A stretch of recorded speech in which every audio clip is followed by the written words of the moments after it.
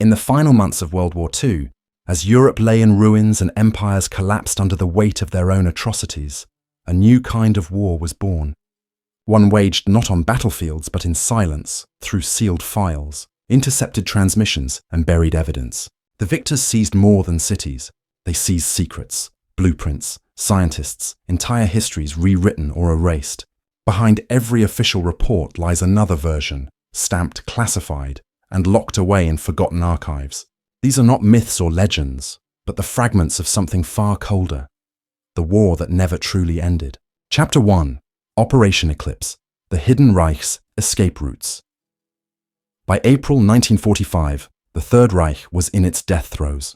Soviet artillery thundered across the outskirts of Berlin, and Hitler's regime, cornered, desperate, had turned its final days into a maze of hidden directives and last-minute evacuations. Among these, one order was never logged in the surviving Wehrmacht records. Unternehmen Finsternis, later translated by Allied codebreakers as Operation Eclipse. The plan was simple in concept, but vast in execution. A covert evacuation network for SS scientists, industrialists and intelligence officers deemed essential for the Reich's rebirth. The first fragments of Operation Eclipse surfaced in 1947 when an OSS field analyst named Robert Caldwell discovered an encrypted ledger among confiscated SS papers in Salzburg. It listed shipments marked Sondergut A9 and ECL03, both routed through northern Italy under the guise of Red Cross relief convoys. No Allied database contained those designations, and the signatories, men like Obersturmbannführer Wilhelm Riedel and Dr. Otto von Danner, had vanished from post-war rosters. Caldwell's report was filed under unconfirmed intelligence and quietly buried within the National Archives, never officially acknowledged by US Army intelligence. But the trail began long before Berlin fell. In January 1945, Admiral Karl Dönitz had relocated elements of the Kriegsmarine Signals Division to Flensburg and ordered the construction of 2 secret naval depots along the Baltic coast. According to a debrief transcript taken from captured U-boat commander Hans Kessler, Dönitz referenced continuing operations beyond defeat. That phrase, underlined twice in OSS translation notes, became a cornerstone for theories surrounding Eclipse. Kessler described coded transmissions sent from Kiel to Genoa in the final weeks of the war, transmissions believed to coordinate special cargo movements disguised as medical evacuations. One of the few verifiable witnesses, a Swiss customs officer named Emil Stürmer, testified in 1952 that he inspected trucks marked with German red, cross insignia crossing from Liechtenstein into northern Italy in late April 1945. The drivers presented official documents bearing the seal of the International Committee of the Red Cross, yet the cargo was sealed in lead-lined crates. They were too heavy for medicine, Stürmer recalled in his statement to Swiss investigators, and one of the men carried an SS sidearm beneath his coat. 2 days later, the convoy disappeared somewhere near the Ligurian coast. American intelligence teams combed the area after the war, particularly the port of Genoa and nearby La Spezia, both known for clandestine U-boat activity. Declassified Navy files reference a ghost submarine, U-5472, sighted by RAF patrols on May 9th, 4 days after Germany's surrender. The vessel refused orders to surface and vanished beneath the Mediterranean. Italian fishermen reported hearing engine noise in the early hours near Portofino, followed by a brief flash on the horizon. When sonar scans were conducted in the 1970s, no wreckage matching that designation was ever found. The paper trail, however, did not vanish completely. In 1998, a ledger fragment surfaced during an estate auction in Innsbruck. The fragment contained coded references to Transfer A9 and Consignment 3 Just Theta, alongside a faded stamp bearing the insignia of the SS Research Department. Forensic analysis confirmed the ink dated back to 1945, and handwriting experts linked it to Major Dieter Kappel, an officer connected to the Peenemünde rocket program. Kappel's personnel file had been sealed by US authorities following his recruitment under Operation Paperclip. When journalists requested access, the Defense Department cited national security. Several historians have since speculated that Operation Eclipse served a dual purpose. Beyond relocating personnel, it appears to have involved the evacuation of advanced technology, perhaps early prototypes or research data related to radar countermeasures, jet propulsion, or biochemical research. A British field report from June 1945, titled Recovered Material, Unknown Origin, describes metallic cylinders retrieved near the Austrian-Italian border, each stamped with serial numbers inconsistent with known Luftwaffe production records. The report was marked restricted and forwarded to the US Technical Intelligence Committee in Frankfurt. Its contents were never made public. Local accounts add further weight to the mystery. In the mountain villages surrounding Berchtesgaden, elderly residents still recount sightings of armed convoys traveling by night in the war's final weeks. One farmer, Josef Baumgartner, told Bavarian Radio in 1983 that he guided an SS officer and several civilians through the forests toward an airstrip near Bad Reichenhall. They carried crates, and one of them warned me not to speak of it, he said. They told me it was for the future of Germany. Days later, the airfield was bombed, and Baumgartner's brother, who had assisted, was found dead in a nearby stream, his identification papers missing. American occupation forces documented numerous unregistered aircraft in the area following Germany's capitulation.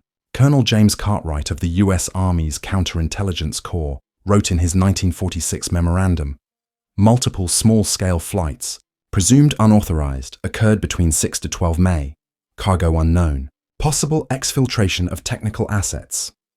When Cartwright attempted to pursue the case further, his report was reclassified and he was reassigned to Japan. What stands out in all these accounts is the consistency of silence. Every lead ends in redacted reports, missing personnel files, or official denials. The Vatican archives hold several sealed correspondences between Bishop Alois Hudal, a known intermediary for escaping SS members, and contacts in South America, notably in Argentina and Paraguay. One of Hudal's letters, discovered in 2003, contains a single cryptic line. The eclipse is complete. All materials have crossed safely. Even the Allies' own intelligence agencies appeared divided over what they knew.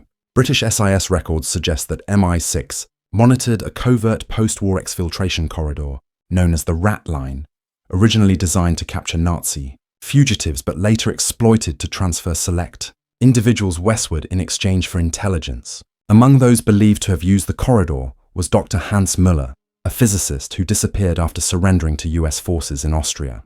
His name reappeared decades later, listed in a declassified US Air Force document on advanced radar studies dated 1951. To this day, Operation Eclipse remains an unresolved chapter of World War II's aftermath. Historians who attempt to trace its full extent encounter a familiar pattern: missing files, contradictory testimonies, and official silence. Yet the evidence, scattered though it is, points to a coordinated effort that transcended the collapse of Nazi Germany. The Reich may have fallen, but its architects, technologies, and ambitions did not all perish with it. Somewhere beneath the diplomatic agreements and moral reckonings of post-war Europe, another network survived, one that operated in shadows, trading ideology for survival and secrecy for power. As night descended over a burning Berlin in April 1945, a handful of men moved quietly through the rubble toward waiting aircraft. They carried briefcases, coded messages, and sealed orders bearing the insignia of the SS. They were not escaping defeat, they were ensuring continuity. And if Operation Eclipse truly succeeded, the war's end was never an end at all. It was a transfer, a redirection of power, hidden beneath the ashes of victory. Chapter 2: The Phantom Division of Königssee. In the dying weeks of the Third Reich, chaos ruled southern Bavaria. Convoys moved without insignia, orders arrived unsigned, and entire units dissolved into the mountains. Yet amid that confusion, Allied reconnaissance began intercepting field transmissions from a German division that should not have existed. The call sign was Edelweiss 6. No division of that name appeared in any Wehrmacht registry, nor did it match known SS designations.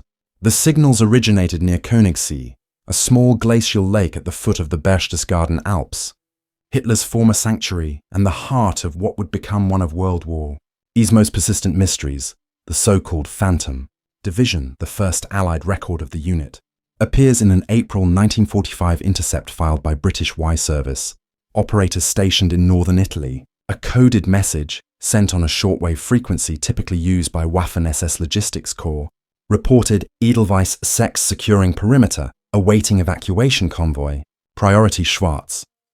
The encryption level was abnormally high for a collapsing front, suggesting an elite or experimental command. When decrypted 2 weeks later, the message coincided with reports of heavy gunfire in the Obersalzberg region. At a time when the rest of the German forces there had already surrendered. When American troops from the 3rd Infantry Division entered Berchtesgaden on May 4, 1945, they expected minimal resistance. Instead, they encountered sniper fire from entrenched positions in the woods above Königssee. Colonel Everett A. Price described it in his after-action report. Enemy engagement consisted of organized units employing small arms and light armor support. No visible insignia, high discipline, and uniform coordination. Estimated strength, 150-200 personnel.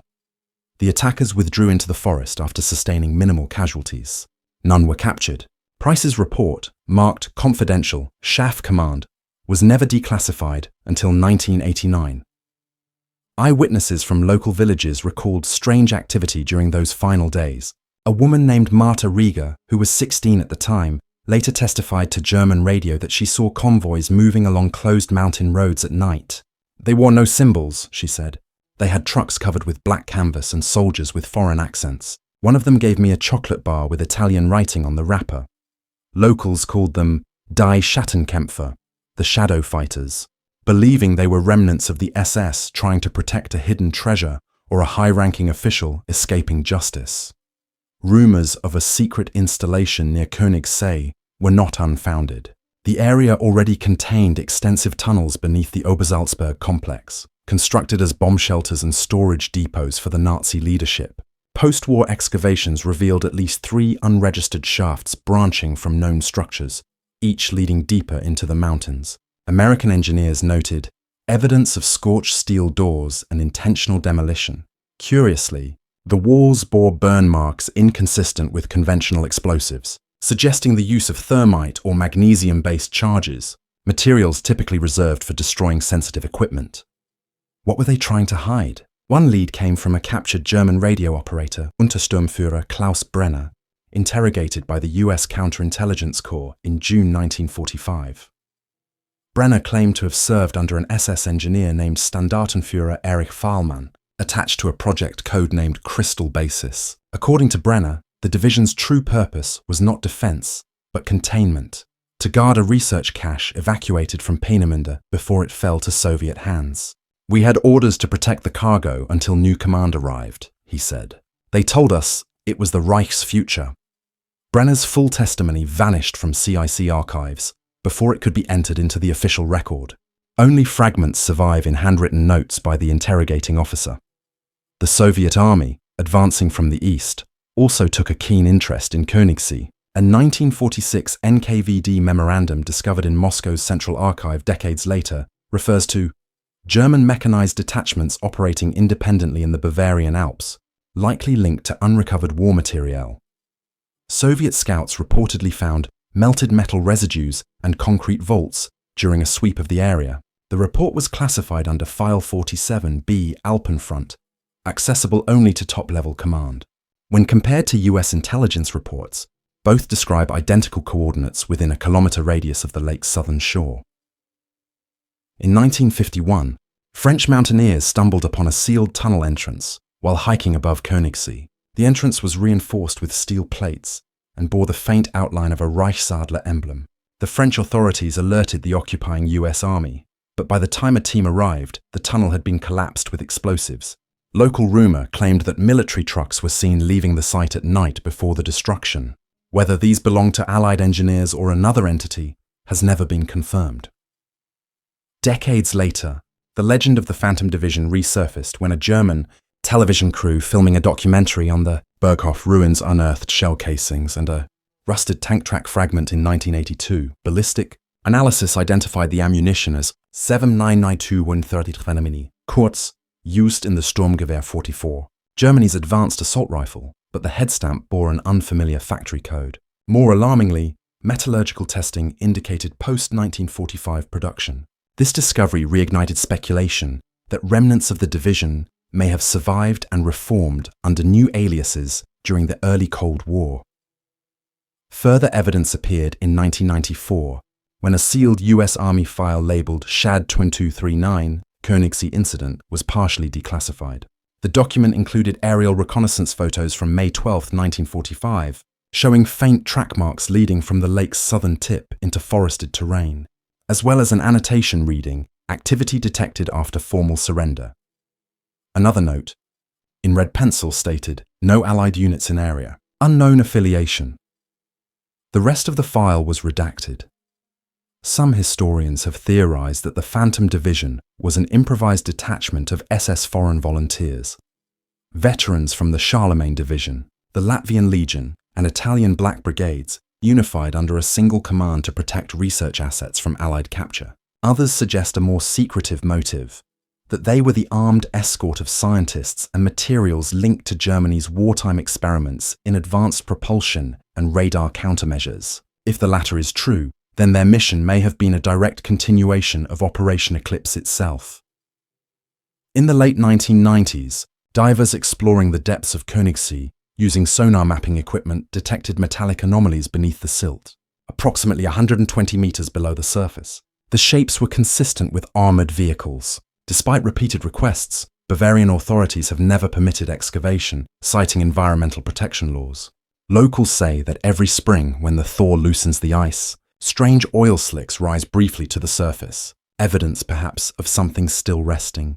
Below, the last known mention of the Phantom Division in official records appears in a CIA memorandum dated 1958. It references a pattern of German expatriate military activity observed in Argentina and Chile, matching insignia described in European post-war accounts. Attached was a blurred photograph taken in San Carlos de Bariloche, a man in uniform, wearing an alpine cap with what appears to be a faded Edelweiss emblem. The image was never authenticated, but it was enough to fuel decades of speculation among intelligence historians. Whether the Phantom Division was a last stand of fanatic soldiers, a smokescreen for the relocation of technology, or an elaborate post-war fabrication remains uncertain. What is certain is that the events around Königssee left behind no survivors, no official unit logs, and no definitive evidence. Only fragments of testimony and the uneasy silence of governments unwilling to reopen the case. Even today, the forests above Königssee remain off-limits to the public in certain areas due to unstable ground and old munitions. But those who live nearby speak of strange metallic echoes in the woods after heavy rain, as if something deep beneath the earth still remembers the order it was given 80 years ago: to guard, to wait, and never to surrender. Chapter 3. The Black Vaults of Leningrad. In the winter of 1946, as the Soviet Union emerged bloodied but triumphant from the wreckage of war, a train arrived at Leningrad's Baltic station under heavy NKVD guard. It bore no insignia and carried cargo officially designated as scientific spoils. Few knew the true origin of those crates. They were taken from a bunker complex in Lower Silesia, excavated by Red Army engineers who had overrun an abandoned SS research facility near Breslau. According to surviving manifests, the crates were stamped with the insignia of the Ahnenerbe, the SS Ancestral Heritage Institute, and marked with the cryptic designation Material 14Z. Their destination was classified: the newly cordoned tunnels beneath the Krestovsky district, which Soviet files would later call the Black Vaults. The existence of the vaults was long denied. Official Soviet records make only passing mention of sealed storage chambers for post-war cultural artifacts. Yet declassified fragments from the NKVD's Special Department No. 6 tell a different story. The archive index lists 117 containers transported from Silesia to Leningrad between November 1945 and March 1946. Each container was described as sensitive ethnographic material, but assigned security protocols, usually reserved for nuclear research. The handling officers were under direct orders from Lavrenti Beria, head of the NKVD, who personally signed authorization document No. 2345. The cargo was stored beneath the city's old tram depot, sealed behind reinforced concrete doors, accessible only through a freight elevator guarded day and night by internal troops. Witness: accounts suggest something far stranger than ethnographic material. In a 1958 deposition, a former NKVD technician, Ivan Petrovich Lobanov, described being part of the unloading crew. The crates had metal linings and many emitted a faint hum, he recalled, Some were cold to the touch, others warm as if alive inside. We were told not to look, not to ask questions. 2 weeks later, Lobanov was transferred to a remote post in Kazakhstan. He died in 1962 in what Soviet documents called an accident during field duty. What exactly was stored beneath Leningrad? Files recovered from the Russian State Archive in 1998 shed light on a secret research directive called Project Veritas, initiated by Beria in late 1946. The objective, to evaluate the scientific and psychological value of German wartime research confiscated by Soviet forces. Among the confiscated documents were notebooks bearing the name Dr. Heinrich Vogel, a psychiatrist from the Ahnenerbe's Institute for Erbpsychologie, and blueprints for devices described as neuroacoustic transmitters. Soviet analysts noted similarities between these designs, and early work on electromagnetic influence experiments later explored. By Cold War intelligence agencies, the deeper investigators probed, the stranger the pattern became. Between 1947 and 1949, at least 6 researchers attached to Project Veritas were reassigned or disappeared without trace. Their personnel files bear the same handwritten note, transferred to Special Bureau 8, no further correspondence. That bureau, as later revealed in the post-Soviet era, was responsible for biological and psychological warfare studies. It reported directly to the Council of Ministers under absolute secrecy.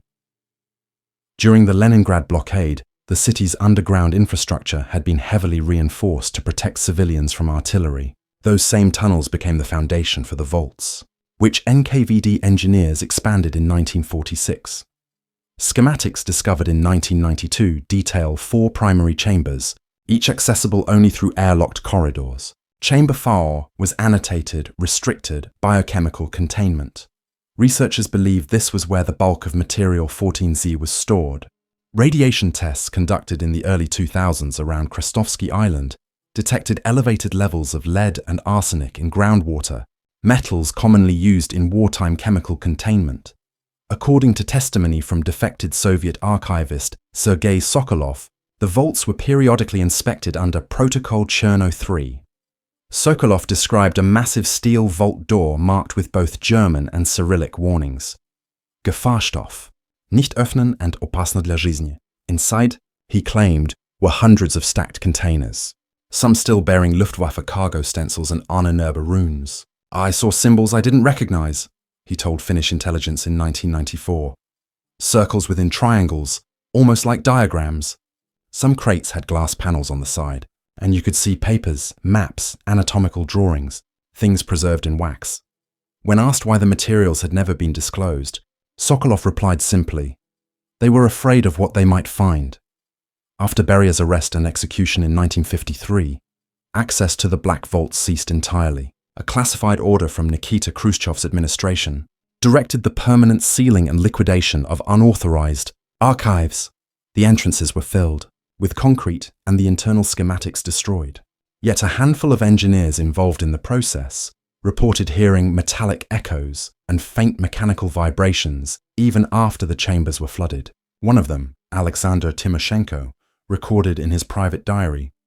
They said it was settling pipes. It wasn't pipes, it was something still working down there. He disappeared from official records 2 months later. Throughout the Cold War, Western intelligence agencies heard rumors of the Leningrad vaults, but dismissed them as Soviet propaganda. That changed in 1972, when US satellite KH-9 Hexagon captured thermal anomalies beneath the city's tram depot area, localized heat sources inconsistent with standard urban infrastructure. Analysts at the CIA's Scientific Intelligence Division filed an internal note suggesting possible underground reactor testing or archival preservation activity. The report was quietly shelved.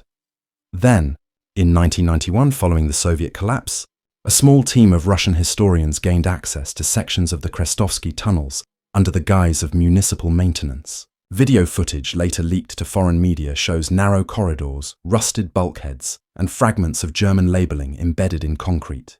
One clip, though grainy, captures a glimpse of a steel plate engraved with the letters A14Z, Peenemünde. Shortly thereafter, the researchers were detained by security forces, their footage confiscated. 2 members of the team emigrated and later described what they had seen.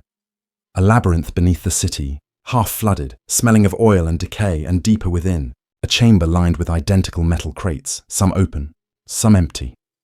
The Russian government has never confirmed the existence of the black vaults, but multiple independent investigations point to their continued security presence. Satellite imagery as recent as 2010 shows restricted zones and regular military patrols near the original tunnel sites. Local residents report hearing low-frequency vibrations at night, as though heavy machinery operates below ground. Some say it's the subway, others claim it's something older. If even a fraction of the Black Vault legend is true, it represents not just a relic of Nazi science, but a continuity of hidden research stretching through the Cold War. The Soviets, ever pragmatic, may have repurposed the Ahnenerbe's most disturbing experiments for their own ends. Whether those vaults still contain documents, devices, or something more tangible, something that once justified the sealing of an entire section of a city, remains an open question. To this day, the ground beneath Krestovsky Island is considered unstable. Construction projects are routinely denied permits, citing unmapped subterranean hazards. The last official attempt to survey the tunnels ended in 2015, when 2 municipal engineers failed to return from a preliminary inspection. Their equipment was recovered 2 weeks later, half melted, their recordings wiped by what investigators called severe magnetic interference. And somewhere, buried under layers of Soviet concrete and secrecy, the remains of Material 14Z may still lie waiting, its contents silent, its purpose never officially acknowledged. Chapter 4. Operation Iceworm, the Arctic Listening Posts.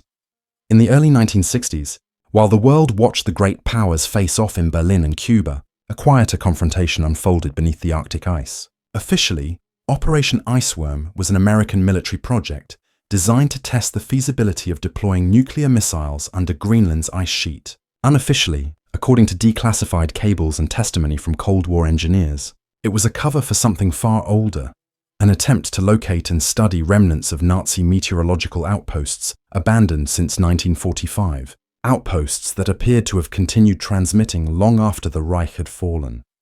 The idea originated in 1959, when US Navy intelligence intercepted an untraceable low-frequency transmission near the northern coast of Greenland. The signal used an archaic German cipher system known as Spruchtafel 44, discontinued in the final months of the war. At first, analysts believed it to be Soviet experimentation, but when the decryption produced German naval terminology, Polar Gruppe, Wettercentrale, and Station Kappa, attention turned to World War II history. Records confirmed the existence of several German Arctic weather stations, including Schatzgräber on Alexandra Land and Haudegen on Svalbard, all captured or abandoned by 1945, yet none were known to have operated as far west as the detected coordinates. The Pentagon authorized a classified sub-operation under the broader Iceworm umbrella, Project Cold Reach. Its stated objective was to recover foreign-origin communications hardware of unknown persistence. In March 1960, a team from the US Army's Polar Research and Development Center established Camp Century, a city built beneath the Greenland ice sheet. Officially, it was a scientific outpost powered by a portable nuclear reactor. In reality, several of its corridors extended far beyond what was disclosed to the Danish government. These secret tunnels led toward a region codenamed Sector 7G, the triangulated point of the 1959 signal intercept Declassified.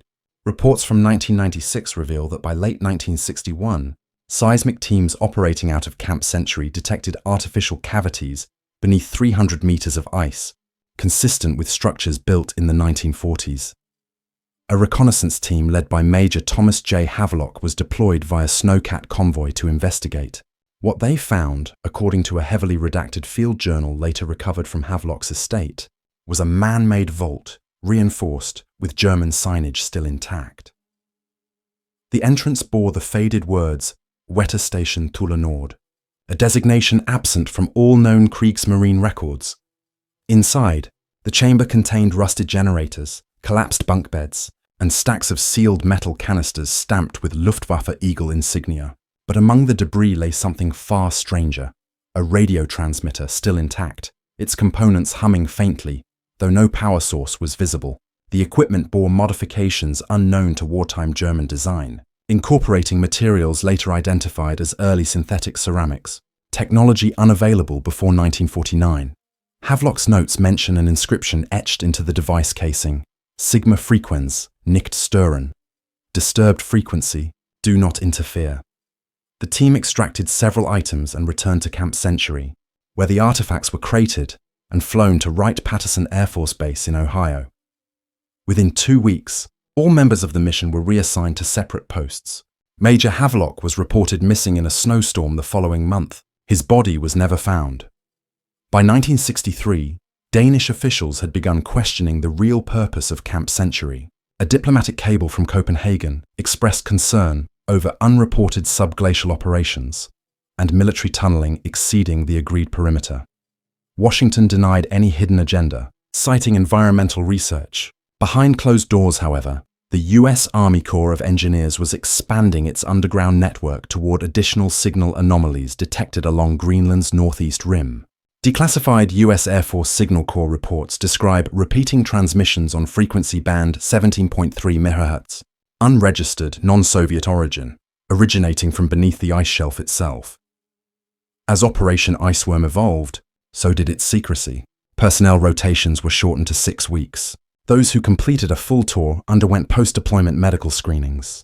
Several reported tinnitus, insomnia, and auditory hallucinations resembling Morse sequences. A physician's memorandum from 1964 attributes these symptoms to prolonged exposure to low-frequency resonance. The report was stamped Project Moira, Medical Observation, Iceworm Research Annex. Files under that name remain classified to this day. The final recorded mission linked to Iceworm occurred in late 1965. Under blizzard conditions, a small team of Army engineers led by Captain Robert Kearns attempted to re-enter the original vault site after seismic sensors detected renewed activity. The team transmitted one final radio message on January 12th. Entry successful. Internal power fluctuations observed. Awaiting instructions. The signal abruptly cut off mid-transmission. Search efforts recovered only fragments of equipment and a torn section of uniform. The vault entrance had collapsed completely, as if detonated from within. After the disappearance, the US government terminated all operations under the Iceworm umbrella, citing structural instability and environmental risk. Camp Century was abandoned in 1966. Its tunnels, reactor, and equipment were left to be buried by ice. Official statements maintained that Iceworm was merely a failed engineering experiment. But among surviving project files, a handful of unclassified photographs reveal crates marked Recovered Apparatus Do Not Test, each stamped with both US Air Force and German wartime identification codes. Years later, in 1978, Danish geologists conducting ice core sampling near the former Camp Century site recorded faint electromagnetic disturbances on the same frequency first detected in 1959. When equipment was recalibrated, the signal abruptly ceased. Attempts to locate its origin were unsuccessful. The Danish government quietly classified all data under Arktis Anomalia. Modern satellite scans show unexplained heat signatures beneath northern Greenland, concentrated in the exact grid once labeled Sector 7G. No known geological processes explain the readings. Some researchers have proposed residual radiation from Iceworm's abandoned reactor, but the emission pattern, pulsing at 24-hour intervals, does not match any known decay rate. Whatever those early German weather outposts transmitted, the signal endures in fragments. Amateur radio operators occasionally report faint Morse patterns repeating every winter solstice, corresponding to coordinates near Thule Air Base. The pattern translates roughly to Eis bleibt treu. The ice remains faithful. It is likely a coincidence, a ghost of static across the northern sky. And yet, for decades, governments on both sides of the Cold War quietly continued to monitor that frequency, never acknowledging it publicly. The ice holds memory. Beneath its shifting surface lies a chronicle of wars, experiments, and forgotten codes still pulsing through frozen circuits. Operation Iceworm was never just about missiles. It was about listening to the past, to the remnants of a war that refused to die, and to the signal that even now may still echo beneath the Arctic silence. Chapter 5. The Dresden Accord, Shadows of Operation. Paperclip. Dresden was still smouldering in the spring of 1946 when the first unmarked train arrived. The city, flattened by Allied bombing, had become a wasteland of ash and silence, an unlikely meeting place for diplomats and soldiers from both sides of the Iron Curtain.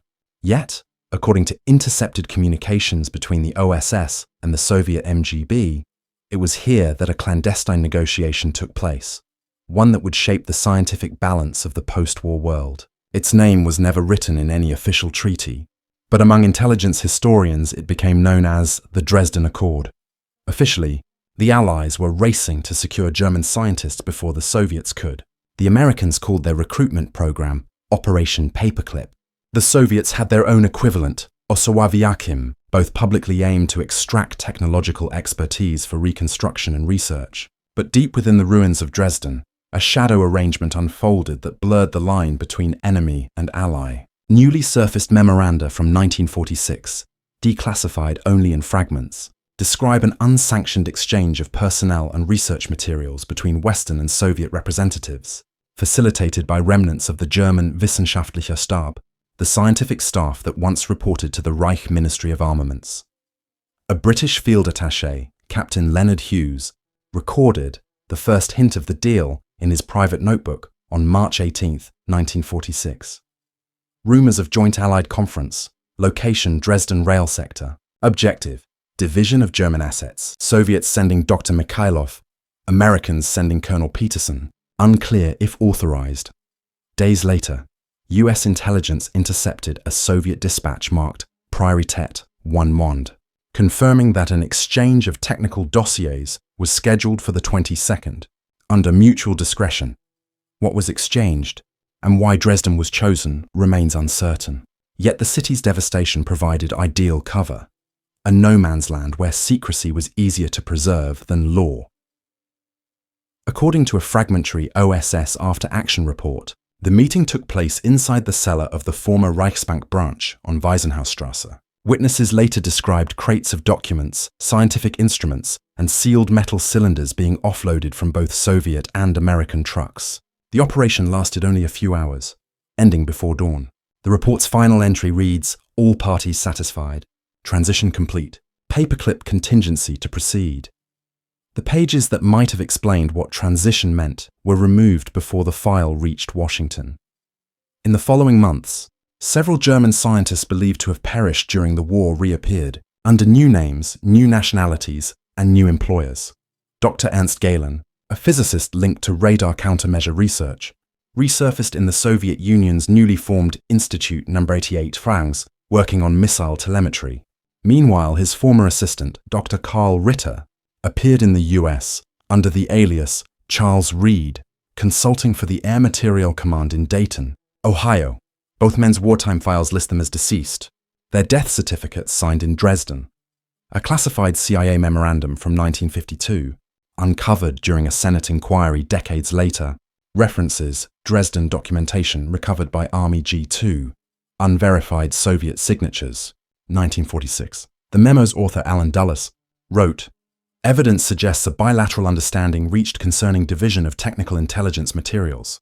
Specific reference to Protocol 17b, Peenemünde Archives, and Protocol 22d, Biochemical Workgroups. Recommend no public acknowledgement. That recommendation held for more than half a century. It is now known that portions of the Peenemünde rocket archives were duplicated before being transferred to Allied custody. The Soviets recovered only partial sets. Yet by 1950, both nations had achieved comparable advances in guided missile development. The parallels between the US Redstone program and the Soviet R-1 design remain too exact to be coincidence. Soviet engineers captured after the Cold War admitted that early blueprints arrived via Dresden courier, transported in sealed cases, bearing American markings. Equally unsettling are the implications that the Dresden Accord extended beyond rocketry. Files seized from East German Stasi archives in 1991 reference human datasets exchanged 1946, origin, Wehrmacht Institute for Aviation Medicine. These likely pertain to wartime hypoxia and pressure tolerance experiments conducted in Dachau and Rechlin. Both the US Air Force and Soviet Air Defense Command made rapid post-war strides in high-altitude pilot survival research, though neither side ever disclosed the provenance of their foundational data. The moral implications were buried along with the paperwork. When journalists uncovered the name of Dr. Ilse Brandt, a physiologist involved in Dachau's medical experiments, her personnel record listed her as deceased in 1945. Yet a woman matching her identity later appeared in Soviet scientific conference rosters under the alias Irina Brantova. The Americans, for their part, quietly erased the pasts of men like Hubertus Strughold and Kurt Debus, integrating them into NASA's technical hierarchy. What united them all was the same origin: Dresden, 1946, a handshake conducted among rubble. The only physical proof of the Accord's existence surfaced in 1973, when an amateur historian in Prague discovered a fragment of an encrypted telegram among confiscated SS documents. The translation reads, "Transition complete. Both sides acknowledge mutual interest in continuation. No ideology, only necessity."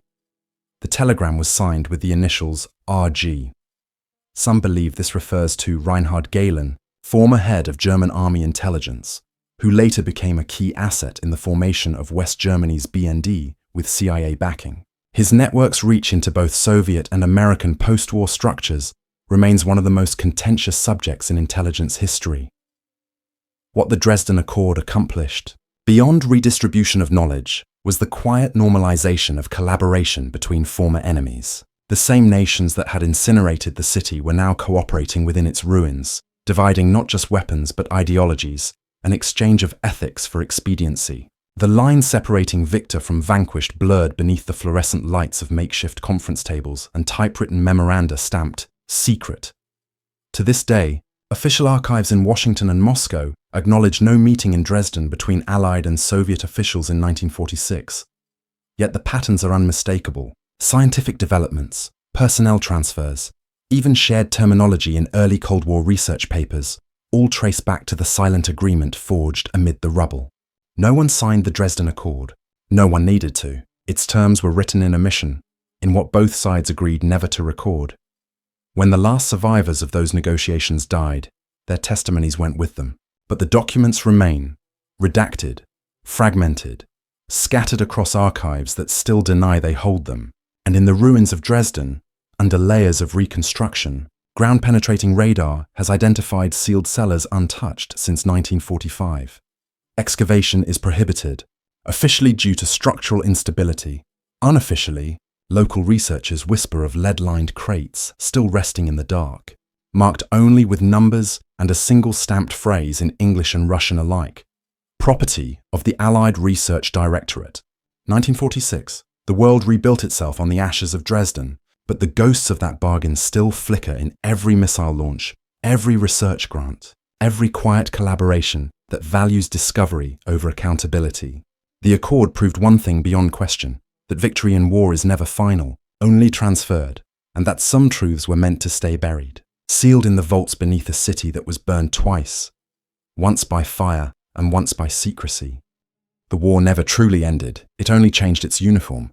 The documents uncovered across these chapters, scattered between vaults, basements, and frozen ground, point towards something far larger than a sequence of hidden operations. They speak of an unbroken thread, from Nazi superweapons and vanished divisions to Cold War science and the quiet rewriting of history. The line between truth and reconstruction remains as blurred as the ink on those declassified pages. Somewhere beneath ice, rubble, and silence, the unanswered questions persist. Who decided what history we were allowed to remember, and what still hides, classified, in the archives that were never meant to open?